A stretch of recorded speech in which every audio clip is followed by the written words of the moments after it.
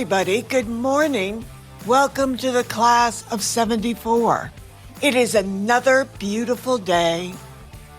I hope you're well, better than well. I'm very well. I'm trying to figure out some stuff about our production schedule and, well, my schedule. Now, where were we? Where did we leave off? Clay had just been found. So, without further ado, let's go see what's happening at Brighton High, and I'll see you on the other side.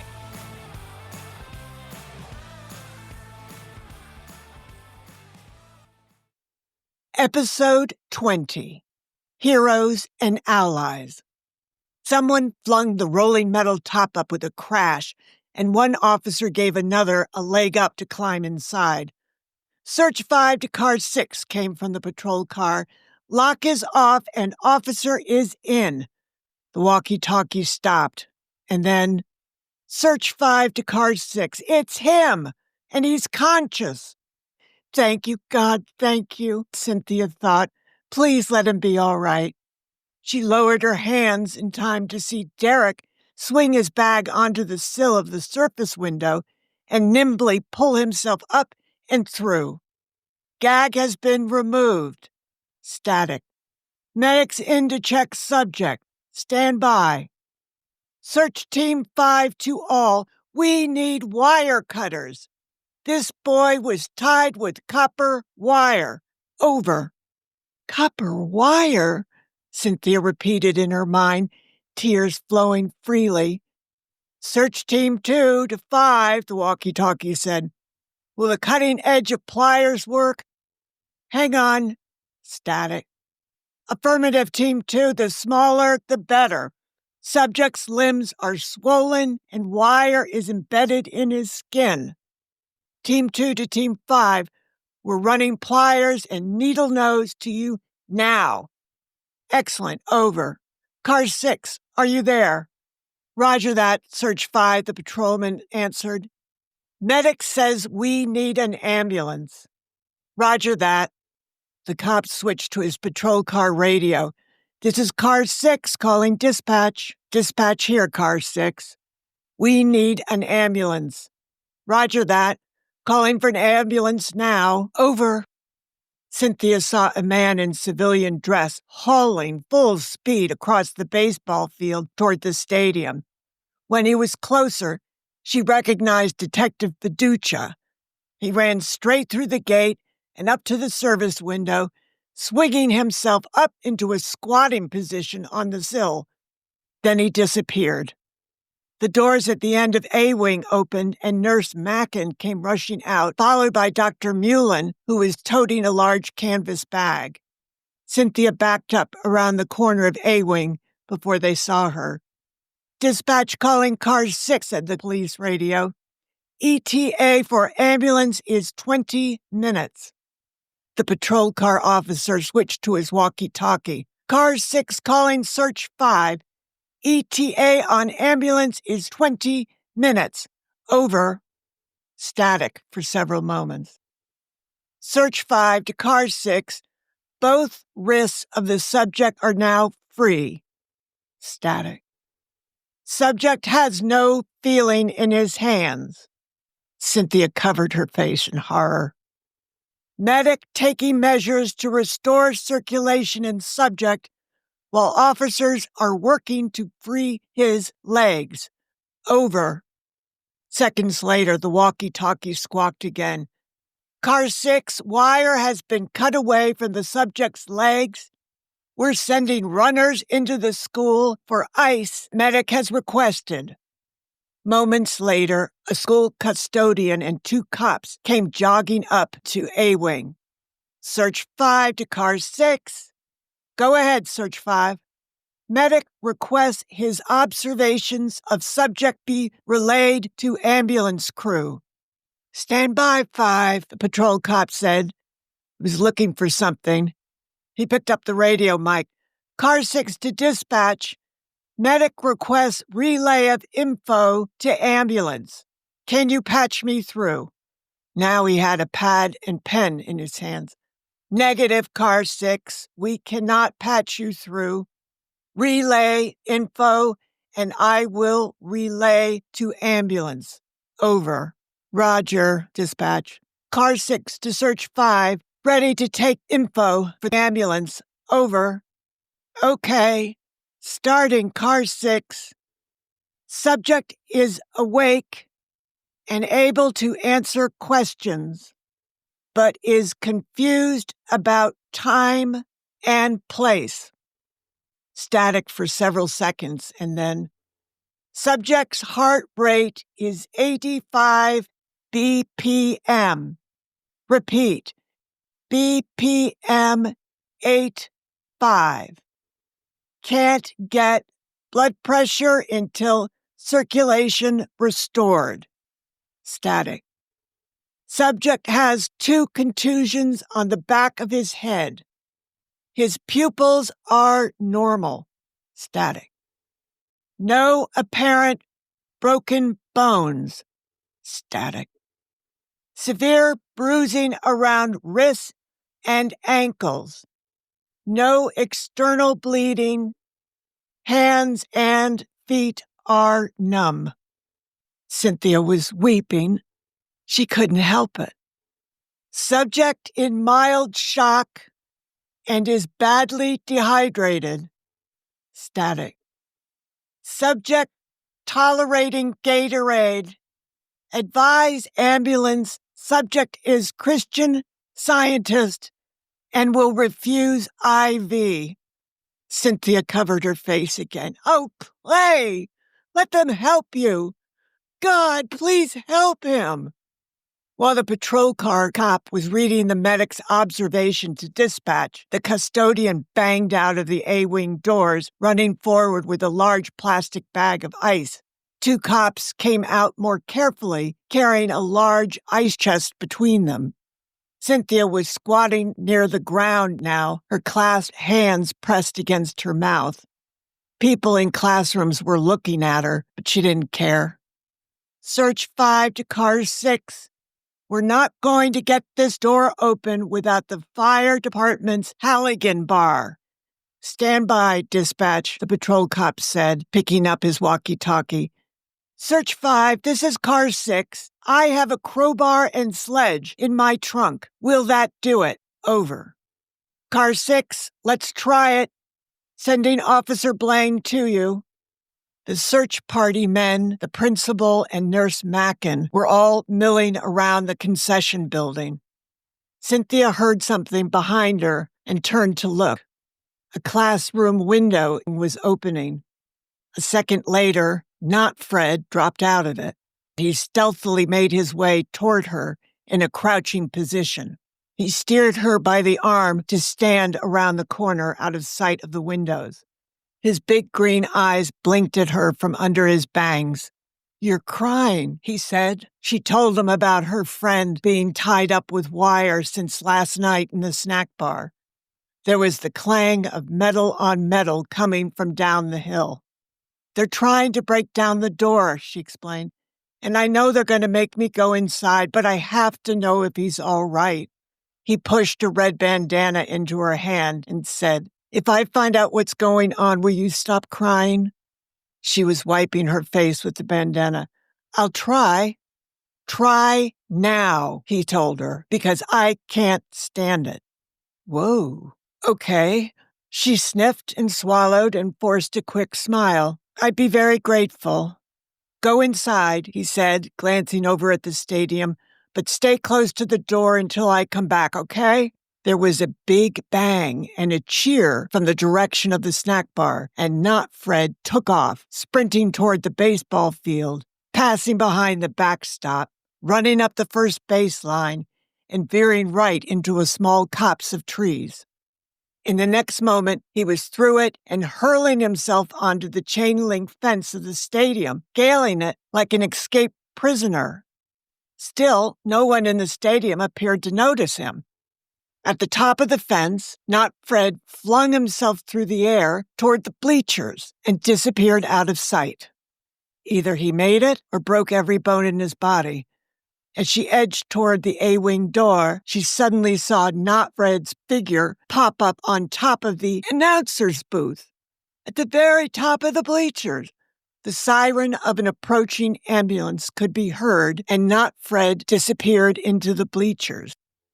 Cynthia went inside to wait near the door as Not Fred instructed. Was he a cat burglar or something? She looked down at the red bandana he had pressed into her hand. It had peace, love, Woodstock on it. The bell rang, signaling the end of the 7th module. Classroom doors flew open, and several kids came down to look out the A-wing doors to see what was going on outside. The patrol car generated conversation, and the talk grew more excited when the ambulance entered the rear lot, lights flashing. Now Cynthia tried to see out. 2 attendants jumped out of the ambulance and ran around to open the rear doors. They pulled out a stretcher and elevated it to hip height. Third man jumped out, tossed a few things on the stretcher, and then they started rolling through the gate toward the concession stand. The minutes ticked by. All the cops were still out there. From inside, Cynthia couldn't hear the police radio. She was frustrated. She didn't know what was going on. They wouldn't have brought the ambulance if he was dead, right? A girl asked. A boy said, well, how else could they move the body? They didn't have the ambulance. Shut the hell up, another guy said. Clay's a good guy. Say a prayer. When Dr. Mullen approached the doors to come inside, the crowd broke up, but Cynthia remained. He spotted her. Should I expect you at every terrifying event? He asked. How is he? She asked him. Banged up and very deeply shaken, he said evenly. It's a really good thing you had Derek on call, Dr. Mullen. Derek's very good, he said. So is Nurse Mackin. He jingled the change in his pocket. Stop by the office tomorrow and make an appointment with Mrs. Marsh to see me, okay? Okay, she said. Do you think Clay's going to be all right? Yes, I do. Thank God. But it may take some time. The principal's left eye was twitching. Ding, ding, ding came over the PA system. All students must remain in the building until the end of school at 2:35. The only exception is passage between the main building and D-Wing, and that may only occur through the school's south side door between the senior commons and administration. Again, all students must remain in the building until the final bell at 2:35. Moments after Dr. Mullen left her, Not Fred fell back against the wall next to Cynthia. Whoa, he startled her. Where did you come from? I had to come in through a window, he said. His pale lavender long-sleeved shirt with red stripes was filthy, and he was drenched with perspiration. The friggin' principal? That's who you decide to have a chat with right now? He bent over, hands on his knees, trying to catch his breath. I nearly died when I saw you on top of the announcer's booth, Cynthia told him. Yeah, me too, he said, standing upright, still breathing heavily, hands on his hips. He had beautiful hands and was wearing a gold signet ring on his pinky, which confused Cynthia since she thought a boy got it when they were 18. I couldn't see your friend, Not Fred said, but I heard a lot. The bad part is, whoever tied him up did it with wire, and everyone was flipping out because of the color of his hands and his feet. They were whispering about amputation. Oh, God, Cynthia said. But Dr. Mullen said, wait, please don't cry anymore. Now they're waiting because your friend, his name's Clay, right? She nodded. Kids were staring at Cynthia and Not Fred now. They're waiting because your friend refuses to be carried out on the stretcher. He said that? I heard him. He said that. I'm walking out of here. And he was pissed. Why isn't he out yet? Because he can't stand up yet. Oh, God, Cynthia moaned. Calm down. They're giving his hands and legs some sort of ice treatment. I had to get out of there. Please don't cry. He looked at his watch. I've got English. I do too, but I can't leave now, she said, looking outside. Wait! Look! Look! She cried. Oh my God, he's doing it, not Fred murmured. Cynthia opened the door to step outside. Yes, it was Clay, wrapped in a big gray blanket, his head scarcely visible at the top. He was slowly shuffling, barefoot, with his arms over the shoulders of the attendants, one of whom was keeping the blanket closed over him. Derek was following behind. Cynthia screamed. She had to. Not Fred cursed and covered his ears, but Clay's head jerked up.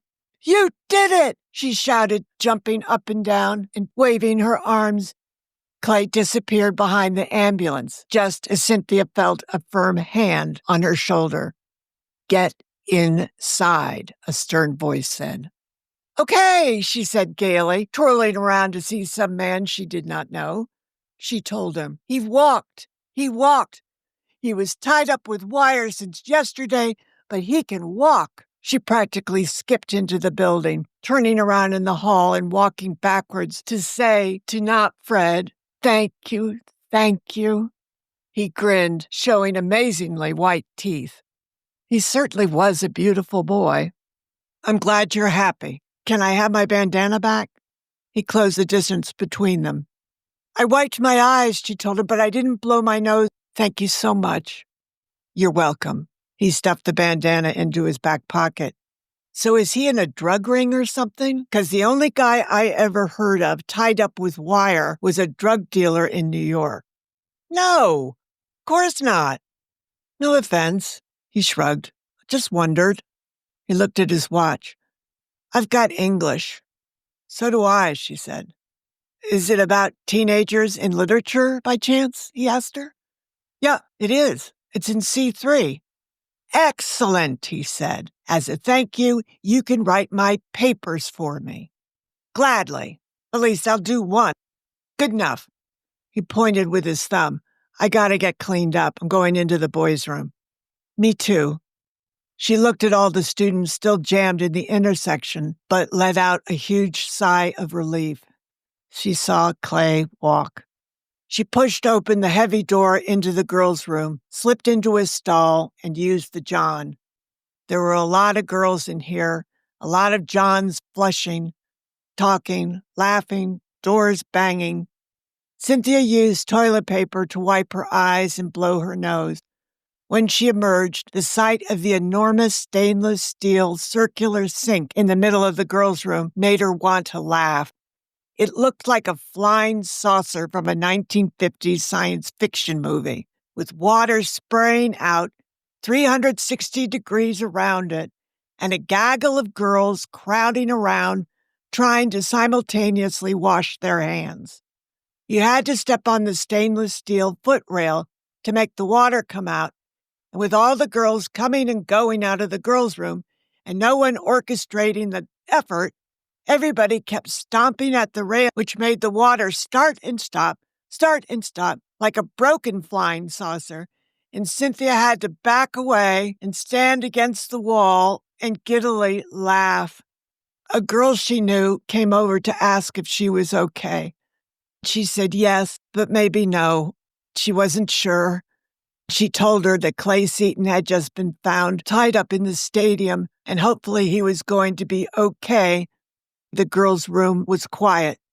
They found him? A senior asked from the far side of the flying saucer. Yes. Someone tied him up with wire in the snack bar last night. He's been there all this time. She started to cry again as everyone started talking at once, and too late Cynthia wondered if she should have said anything. Her friend stood by her while Cynthia washed her hands and then splashed water on her face and all over her clothes. It was ridiculous, but it felt good. The bell marking the start of the 8th module rang, and the group scattered. Cynthia used paper towels to dry her face and hands and then brushed her hair in front of the huge flat mirror that was bolted into the wall. She wondered if they had to use a flying saucer in here because too many girls brush their hair over regular sinks. At home, Ragnar Gooseygander kept all the drains of all the sinks and tubs running clear, except for those in Cynthia's bathroom. The housekeeper-in-chief, a.k.a. her mother, said if Cynthia wanted to have long hair, that was fine. But she had to clean out the drains in her bathroom. If ever she cut her hair, that would be the reason why. Even though it was her hair in the drains, it completely grossed her out. She decided to take a peek outside to see how crowded the intersection was. When she opened the door, a boy stepped in front of her, blocking her way. "What's the name of the student the police were searching for?" he asked with some seriousness. "I know you know." "Who are you?" Cynthia asked. "Dickie Driscoll, Brighton Wave News." That was the high school newspaper. "How do you know I know?" she asked, curious. "Because you've been grilling people. You're his girlfriend, right? Whoever it is? So what's his name?" "Clay Seaton." She spelled it for him when he asked. "I heard he was locked up in the snack bar." "It was far worse than that," she told him. He looked surprised. "Worse how?" "Someone tied him up with wire so tight he had no feeling in his hands or feet." "Huh. Is it true they're going to have to amputate?" "What?" "Amputate. Cut off his hands and feet." Cynthia covered her face, thinking, "God, no, no." "Hey," he said, elbowing her, "I made that up just to get more out of you. No one said anything about amputation." "You creep," Cynthia said. "Get away from me. Why don't you do your job and get out there and find out what's going on?" "We can't leave the building," he told her. "I left the building." "But you're a girl," he said. "They always feel sorry for girls. They'll just smack me around." "I'm going to smack you around, dickhead. Get out of my way." "Thanks for the info," he called after her. Oh, brother. She walked all the way down C Wing to the second classroom. She peeked in the window and saw Mr. Conrad in the class and opened the door. "You're late, Miss Schuyler," she supplied. "I apologize for being late, but I was watching the police break into the stadium snack bar to free the student who was bound and gagged and left there since yesterday." "Yesterday," the teacher said. "Yes, sir. Someone tied him up with wire," Not Fred said, suddenly materializing behind Cynthia. "Who is this?" the teacher asked. "Clay Seaton," Not Fred said. "He's a star athlete," Cynthia added. "The tallest blade of grass is first to get cut," a gravelly voice said.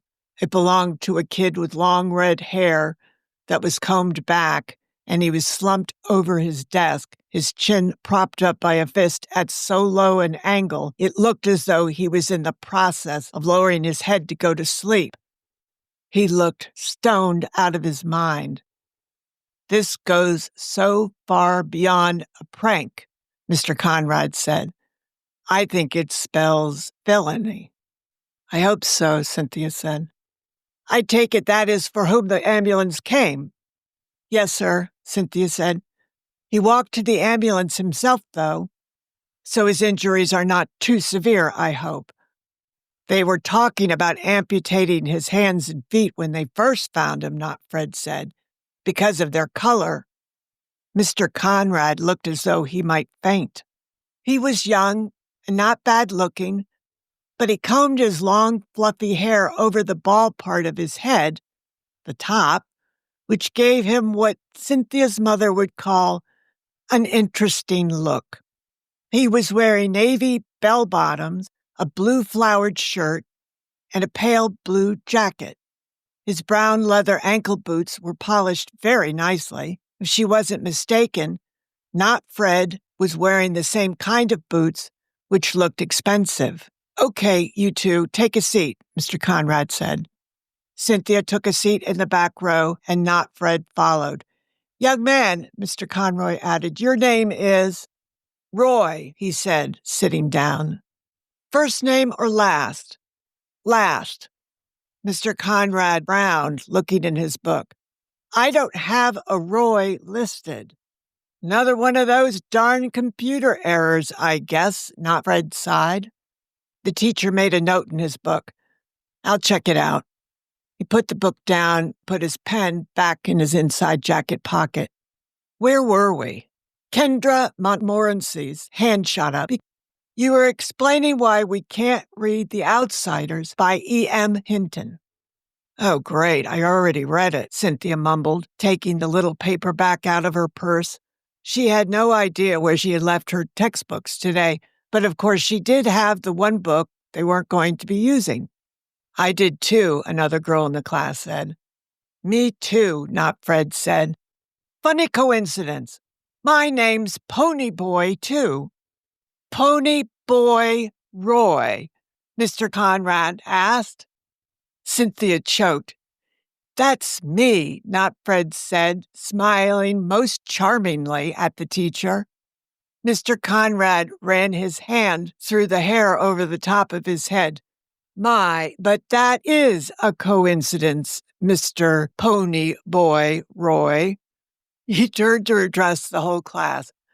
"We are not reading The Outsiders because the school board is concerned about your sweet, darling selves reading about smoking, drinking, and sex in urban street gangs."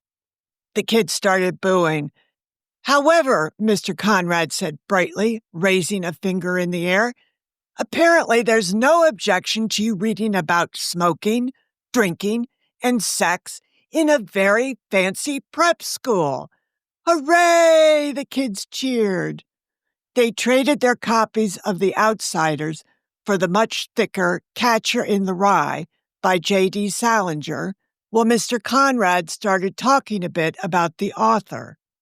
Suddenly, Suzanne Slater was standing in the doorway. "Excuse me, Mr. Conrad," she said. "I have a note from Vice Principal Eagleton." He waltzed over to take it from her. He opened it. "Cynthia, will you please step into the hall with this young lady? She needs to speak to you for a moment." "Yay," not Fred said under his breath. "You made cheerleading." "Yeah, right," Cynthia muttered. Baffled, she walked out of the classroom. Suzanne was waiting for her, trying to smile, but clearly feeling anxious. "What's up?" Cynthia asked her. "They've found your friend Clay," she said quietly. "He's going to be okay, but he's been through an awful lot." Cynthia started to say. "Let me finish. Someone gagged him, tied him up with wire to a pipe in the concession stand. He was dehydrated, had wounds on his wrists and ankles, and was very badly shaken up, but he was able to walk out on his own. They've taken him to the hospital to get checked out. I thought you should know." "Did you know he was a Christian Scientist?" "Yes." Cynthia felt tears coming on again, but this time because of Suzanne's thoughtfulness. She had been listening to her in the library.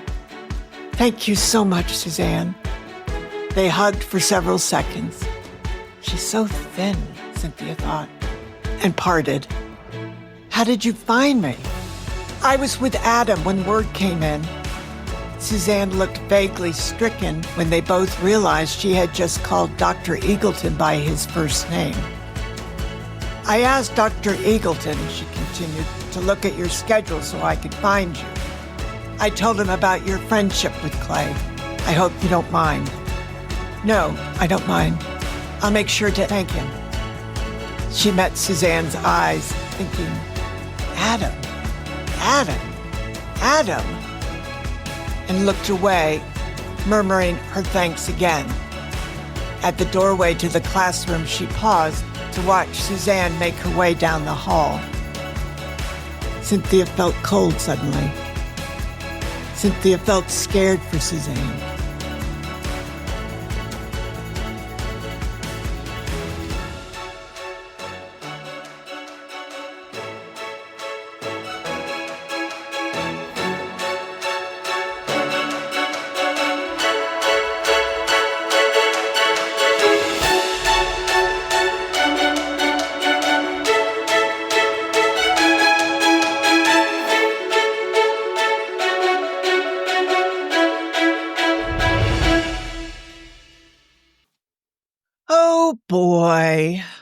something else, Cynthia's head's going to explode, I think.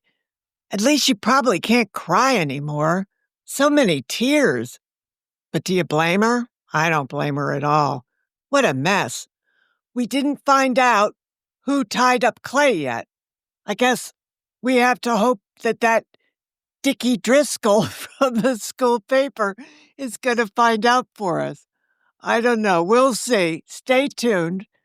Please feel free to rate and comment on The Class of 74 wherever you get your podcasts. I'm going to start laughing. I have this one fan, should we say, on YouTube who I just love because she faithfully leaves a rating and comment every week. And you know what her name is? Don't Lose Hope, y'all. How do you like that? Sounds pretty Southern. Anyway, thank you, girl. Please have a wonderful week. Please have some fun this week. We need more fun in this world. And please remember, we don't drink and drive anymore, ever, but we do have fun. So maybe you'll even have a party this week. Be well. I'll see you Friday, and take care. Bye.